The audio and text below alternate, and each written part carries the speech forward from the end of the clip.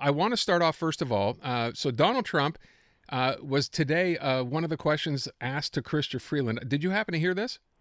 No. Okay, so let me set this up. Donald Trump is talking about NATO the other day. You know this Yeah. story, right? Where he says, Yeah. Well, I know it well, yeah. Okay, if you don't pay your money, don't expect to be protected. Here's kind of what Trump said. If we don't pay and we're attacked by Russia, will you protect us? I said, no, I would not protect you. In fact, I would encourage them to do whatever the hell they want. You got to pay. You got to pay your bills. There you go. So that's Trump, right. Mouthing off about NATO and the fact if you don't pay what you are supposed to pay. By the way, Canada is one of those countries that has not paid its 2%. One of the worst. Right? Yep.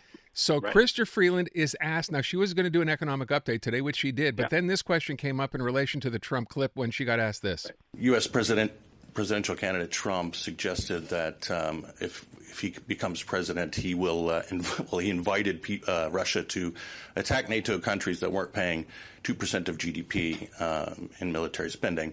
That would include Canada. I just wanted to ask if you fear that the election of Donald Trump would spell the end of NATO. I'll say two things. First of all, the core principle of NATO is an attack on one country is an attack on all. That's what makes the alliance so powerful, and that's why that alliance has protected all of us since it was first founded. It's incredibly important to be clear in the world today where we are seeing countries like Russia trampling all over international law, for all NATO allies to be very, very clear that that core principle of Article 5 holds. And Canada is very clear on that. Beyond that, I'll just say that it's up to the American people to choose their leader.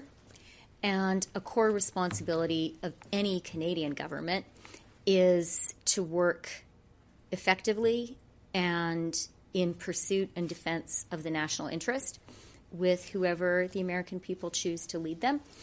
And I have just a tremendous amount of confidence in the strengths Canada brings to our position in the world. Okay, so there's the diplomatic answer, Tom. My question to you is, should we be worried when Donald Trump spouts off about this NATO issue when you consider where he's not that fond of us, or at least Justin Trudeau anyway?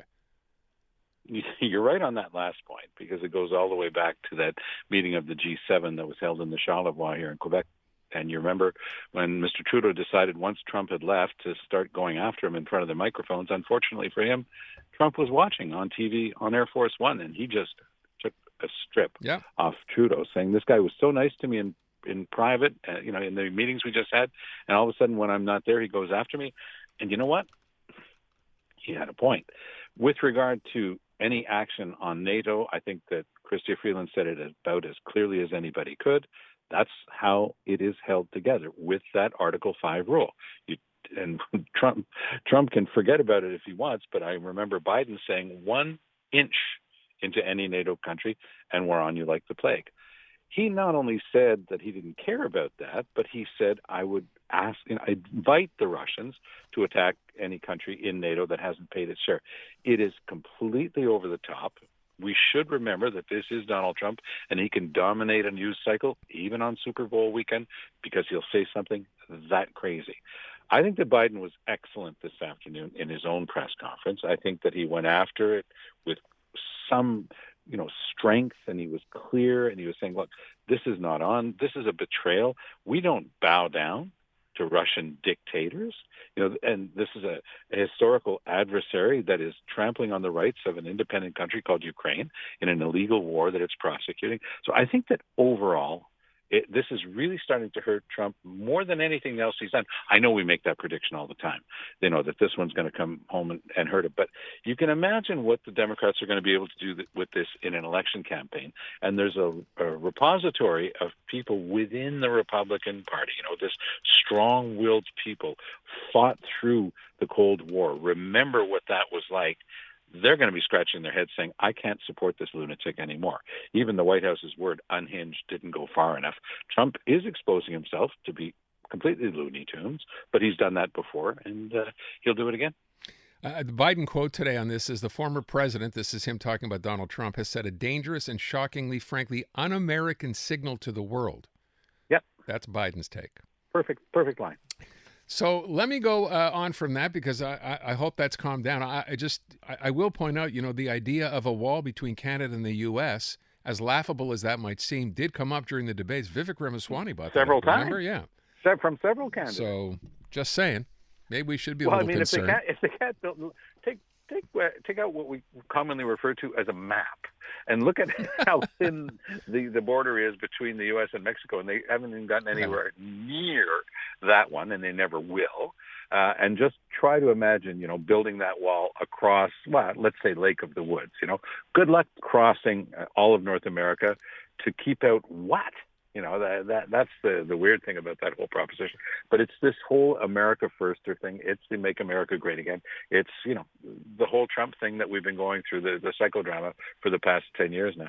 I want to ask one thing, by the way, with respect to what we contribute or don't contribute to NATO. Why are we a laggard here? It's shameful.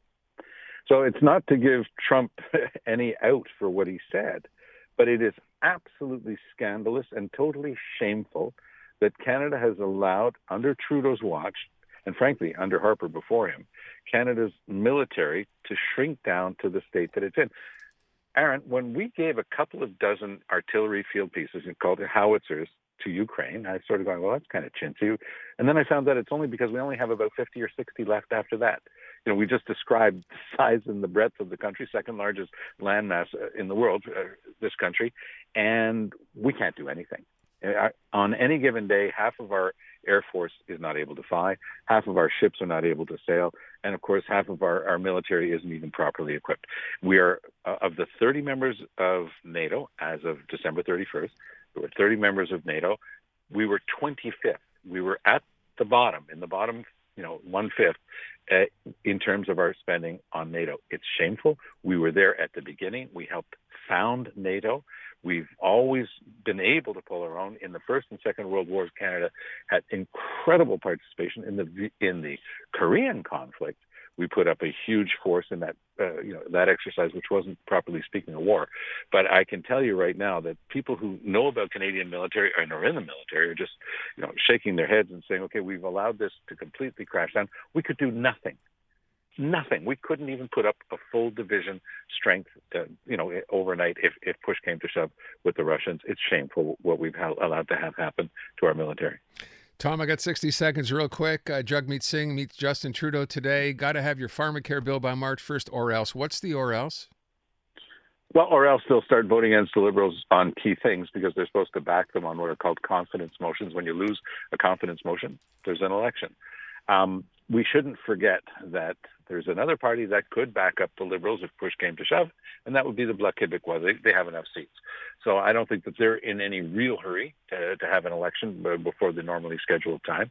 They got lucky last time around because of one crazy question during the English debate. They got a big bump in the polls, and they were able to hold on to all their seats, and the Liberals were poised to take a bunch of them away. So I don't see them in any hurry. Singh has got to break this deal. He's got to walk away from it. He cannot have any credibility on the doorstep saying how bad the Liberals are. Come and vote for the NDP again, and people will just say, if they were so bad, how come you've been supporting them for years? So he has no choice but to walk away from the deal and to say Trudeau didn't respect his word. The big fight is going to be over something pretty arcane, whether it'll be a fully publicly run, in other words, run by civil servants, pharmacare program. We don't even have a pharmacare program. Quebec didn't have a proper one. Now we've got the best in Canada, and we made it a hybrid deal. We didn't try to get rid of the private sector insurers. We brought them in, and it worked. The same way it worked, by the way, by keeping the private daycares in our great daycare system, which is also the best in Canada. So I think that Singh is tripping over his own shoelaces here, coming up with reasons why it's not enough to have a project that would eventually give people their prescription drug coverage. He wants to have it with civil servants, and it should be borne in mind that the civil service unions are usually on the side of the NDP, and those two are connected. Okay, and there you have it. Tom, thank you very much. Sorry for the delay.